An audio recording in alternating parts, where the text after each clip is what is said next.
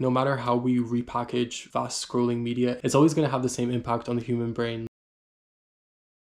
I think one of the things that really woke me up was understanding that everything that we consume has an impact on us.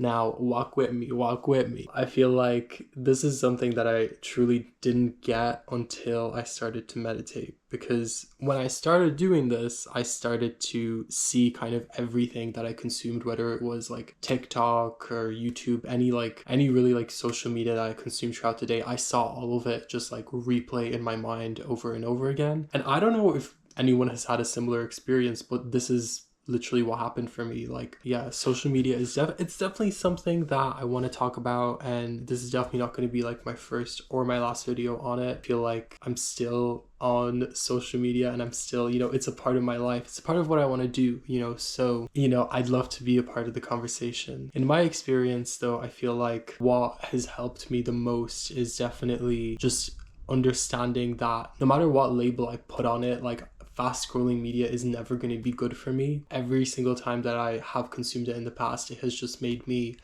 lose focus, and it just does something to my brain. I don't know if it's the same for you, but it just sort of makes me lose focus, makes me concentrate less. And I think for me as well, like the more that I started to meditate, the more I became conscious of how I was using social media. Like, I don't know what it is. I think it was because I was becoming more just aware and more conscious of my actions and maybe like why I'm doing certain things. What ended up happening was like I ended up catching myself just like using social media to like run away from how I was feeling. And I think this might be a common experience as well, where people kind of use TikTok and Instagram and all the social media just to kind of run away and like not feel what they're feeling in the moment. Use it as this kind of quick fix, quick little like dopamine, so you don't have to feel what you're feeling in the moment. And I guess maybe because I'm one of them sensitive, so I just picked up on this shit really quick. I was like, oh, this is the game that I'm playing in my mind, and it's not really doing me any good. So yeah, I'm really trying to sell meditation to you. But honestly, no, I'm honestly not, because I understand that this is also not for everyone. Like, I know people who can't meditate, like people who have like ADHD. I've heard it's not gonna happen, So for me, when I say meditation, I mean just any form of mindfulness, any form of being able to kind of just get quiet with your thoughts. I know certain people go for walks, there's different ways, and I actually find new ways all the time. I don't only just do the sitting and closing my eyes. I actually have done reading. So I found that actually when I read, and I have a specific way of reading that would freak out most people. Actually, maybe not. Maybe the people that are watching this video are just like me and you get it.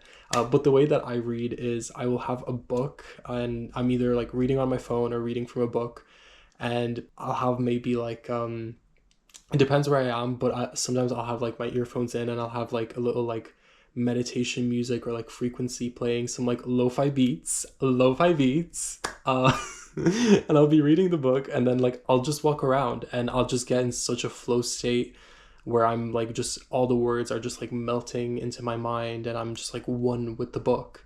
And I feel like that's also a cool way to meditate. I've also found that the walking is an underrated meditation, let me tell you, because one thing that I've started doing as well, and I did this before I even thought of it as a meditation. It was just something that I like started to naturally do.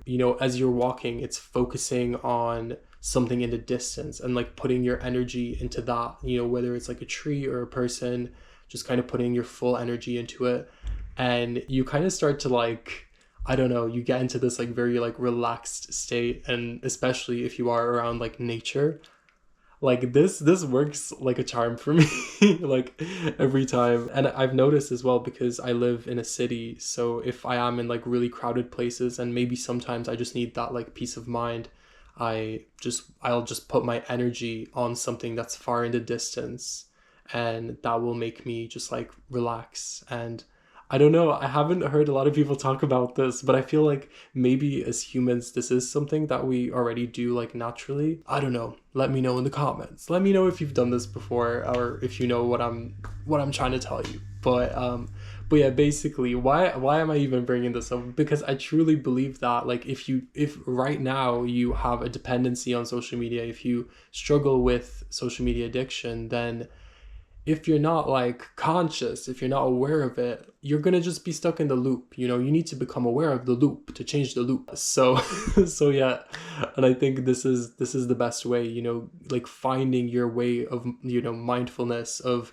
getting kind of into this quiet place where you're not consuming all the time, you know? Because yeah, you know, I think a lot of us have used social media for numbing out emotions, or, you know, running away from what it is that we're experiencing in the moment. And it doesn't have to be that way. I believe it's going to change because, you know, this world, this earth, everything is cyclical, you know? So I think with all of the developments that are happening in technology right now, it's going to come to a point where as humanity we're all just going to be like, this is too fucking much, like we need to go back to the basics. And I feel like it's already happening, you know, and maybe it is some of the older generations that are like, okay, let's step away from this. But I do believe in Gen Z and in even younger generations who are going to come, and they're going to want to spend time offline. You know, they're going to make offline a luxury and the thing that you want to have, because yeah, it is becoming just very overwhelming, these spaces online, and how they have impacted our brains literally, you know. So I believe and I'm hopeful that of the cyclical nature of the earth, of human history, I feel like that is going to be like the next era, you know. And I'm part of this, you know, because in my experience I was definitely addicted and I was definitely dependent. So I was there, you know, and I could make a video about this. I could make a video where I tell you like, oh, it was so like this or that, but like I don't know if that even would be helpful, to be honest, because I think, yeah, it's such a common experience now. You know, like almost every peer person that I talk to in my age group or even older have had this experience where social media has been a coping mechanism for them, you know. So if you're watching this, you more than likely understand already, so I'm not going to go through that because you know. But what I will say is, yeah, for me, again, it was the mindfulness, it was the getting aware of it. And then the next step was, you know, like what was I going to change and how I was going to change it. For me, once I started to kind of notice that I was using social media as a tool to cope with emotions, to not really feel them, it was that awareness, you know, that awareness every time just kind of, I guess, motivated me to then delete one social media app. So I made that step. I remember it was probably TikTok that I deleted first, and then I kind of followed that, you know, I followed with like another app. And for me, I don't think it's a good idea if you're there to delete everything because you're just going to reinstall it. There's no point. Like what it is you need to get to a point where you understand why you have why you're not going to install it again. It's kind of the belief, because if you have that belief in your mind that, you know, like, oh, I can use this because it works so well to like not feel what I'm feeling, you're going to have to change that core belief first, you know, before you just delete it. So I think, yeah, just focusing on how you can change that, you know. And not to I'm going to repeat myself today many times, I'm sorry, but yeah, like the way you do it is by becoming aware. It just is like there's nothing more to that I can tell you. But I will say, the biggest question that I get every time I tell my story and share my experience with social media is, okay, great, you know, like you got off social media, but like what do you do instead? And my answer to that is always like, you'll know what to do. You know, the second you get off these apps and you change that core belief that you have about you needing social media to numb out your emotions, these answers, these solutions will somehow just appear. You know, for me, it was joining social groups, it was starting a journal, it was going for more walks, you know, spending more time in nature, and yeah, you know, reading books, you know, doing things that kind of help me and put me in a state of ease. You know, like for me as well, when I talk about consumption, I don't only talk about just the social media side, because of course there's also like we watch movies, we watch TV shows. So for me, this all joins together. So it's like if I'm picking out something that I want to watch, I have a very kind of specific criteria for it. You know, like I don't like a lot of like horror movies. I don't like true crime because I know that, again, I'm a sensitive soul and I know what kind of impact it's going to have on me, you know, because I'm very sensitive to energies and I feel like it's just not good. But listen, if you're not, and if you can watch like a whole, like, if you can watch gore, if you can watch true crime and it works for you, do it, you know. But for me, it was like I became conscious of it and then I was like, I probably should not be doing this, so I'm not going to do it. But yeah, like I said about the core belief, so once you have changed this, it's like the idea of going back, it's not going to be there for you anymore, because you have this new core belief that, oh, actually not being on social media is so much healthier and so much better for me. And I'm able to do a lot more things, you know, and my mind is so much clearer, you know, like now I value so much having like a clear mind and being at peace, something that like I didn't feel in the past. I thought, you know, being in this like stressful state all the time was like the normal thing that people, you know, just live stressed out all the time and it works. And you know, I have to do the same because I see other people doing it. But like, you don't, you know, stress is a choice. Stress is such a fucking choice. And it's like, once you get this, once you understand that like you can choose peace, you know, and you can have days where you experience peace all the time, you know, and you deserve to. When you understand this, it's like, it's so much better. It's so much better than spending your time just scrolling away on an app. Like, I'm sorry, it just is. And convince me otherwise. Please, please do. Because like, in my opinion, like no matter how we repackage fast scrolling media, it's always going to have the same impact on the human brain. Like looking at pieces of information that are coming at you so quickly and you're constantly changing them, it ruins your attention span, you know, and it just makes you not appreciate the little things in life, and you kind of just crave that next bit of dopamine all the time. And it's like, I don't know, I feel like it just brings you away from the source of consciousness, you know, the sea of consciousness, which of course, if I'm a big business corporation, this is perfect. You know, yes, make me into a mindless slave that's gonna just buy everything. And it makes a lot of sense why it's designed the way it is, you know. But I also do feel like in its design, there is